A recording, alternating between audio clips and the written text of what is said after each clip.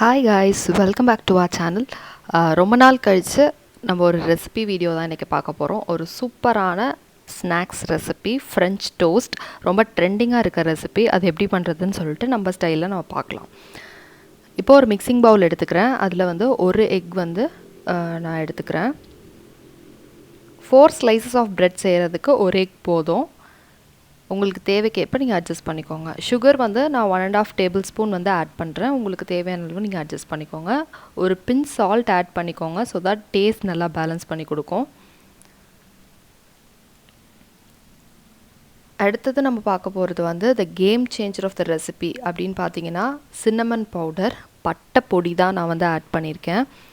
டோட்டலாக இந்த ரெசிபியோட டேஸ்ட் டோட்டலாக ஒரு கேம் சேஞ்ச் பண்ணுற மாதிரி ஒரு டிஃப்ரெண்ட் டேஸ்ட் கொண்டுட்டு போகிறது இந்த சின்னமன் பவுடர் தான்.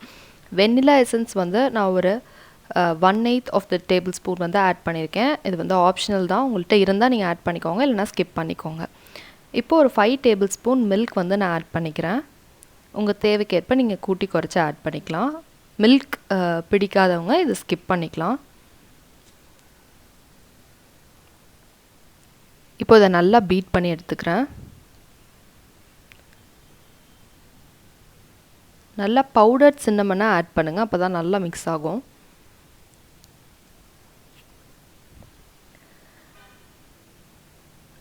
இப்போது இந்த மிக்ஸை வந்து ஒரு ஃப்ளாட்டான பவுலுக்கு வந்து நான் சேஞ்ச் பண்ணிக்கிறேன்.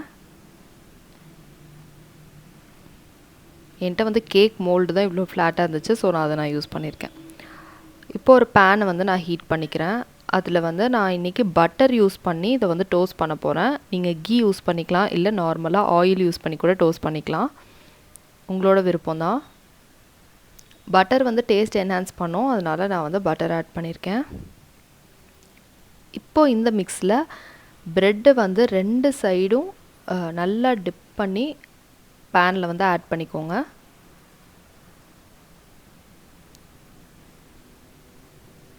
எக் ஆட் பண்ணியிருக்கனால அவசரப்பட்டு எடுத்துட வேண்டாம், நல்லா வந்து குக் ஆகணும்.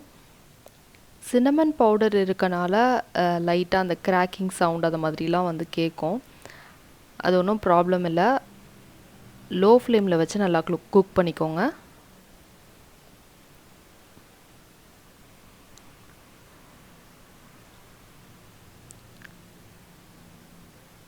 ஸோ நல்லா டார்க் ப்ரௌன் ஆகிற வரைக்கும் நல்லா குக் பண்ணிவிட்டு ஒரு பிளேட்டில் மாற்றிக்கலாம். சின்னமன் பவுடர் வந்து கண்டிப்பாக ஸ்கிப் பண்ணாதீங்க. அதுதான் வந்து இந்த டோட்டல் ரெசிபியோட கேம் சேஞ்சரே. அந்த ஃப்ளேவர் வந்து ரொம்ப ரொம்ப நல்லா இருந்துச்சு. நம்ம நார்மலாக ப்ரெட் ஆம்லெட் சாப்பிட்ருப்போம், ப்ரெட் டோஸ்ட் சாப்பிட்ருப்போம், சாப்பிட்டு போர் அடிச்சிருக்கோம். நீங்கள் கண்டிப்பாக வந்து இந்த ரெசிபி ஒரு தடவை ட்ரை பண்ணி பார்த்துட்டிங்கன்னா இதை கண்டிப்பாக விடவே மாட்டீங்க.